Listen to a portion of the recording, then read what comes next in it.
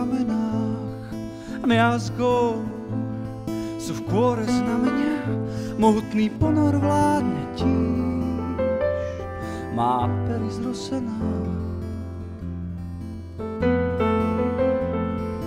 Poklad je v tichom miery ukrytý mierou. Si mali vtáčik ubitý, stačilo už sa kľudne pusť. To zlákala ťa, víš, v srdci je tá púť. Tak pusť a uvidíš, že hná páru peručí. Prudko rostne vzduch.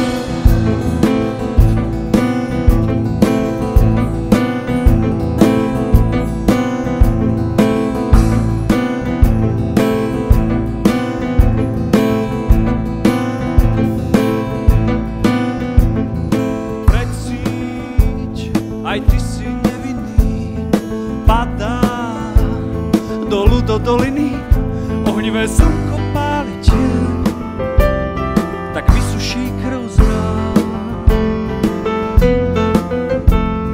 A nesmúť, to iba mysel zaberá, klame, tak kladie nové bremená, stačilo už sa kľudne púsť.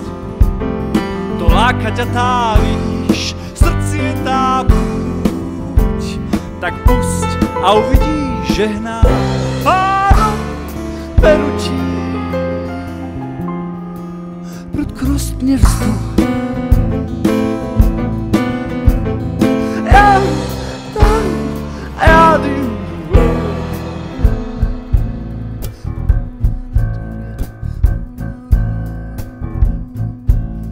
Tvorí z popola v náručí 9 divých chryzantém.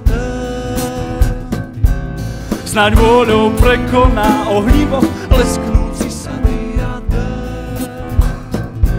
Veď ten pád, ten je z rozprávkových kníh. On nie je vták a kvapky iba padajú, behajú, lietajú v nás.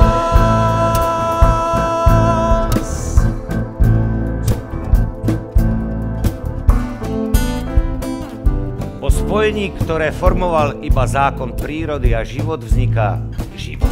Nič nevie. Iba narastá, aby jedného dňa bol pobúchaný po zadočku, svojim krikom a pláčom dáva najavo, že sa s ním musí počítať. Že si tu bude hľadať miesto.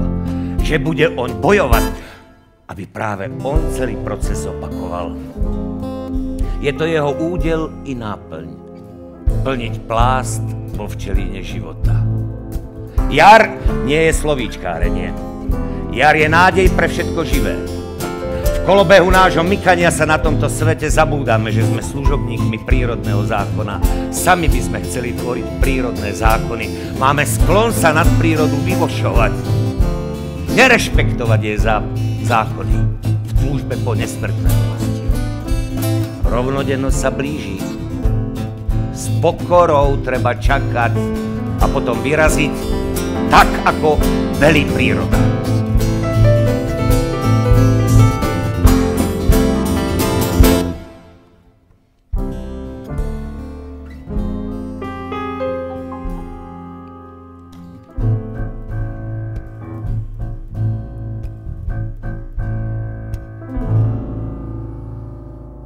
To by bola smola.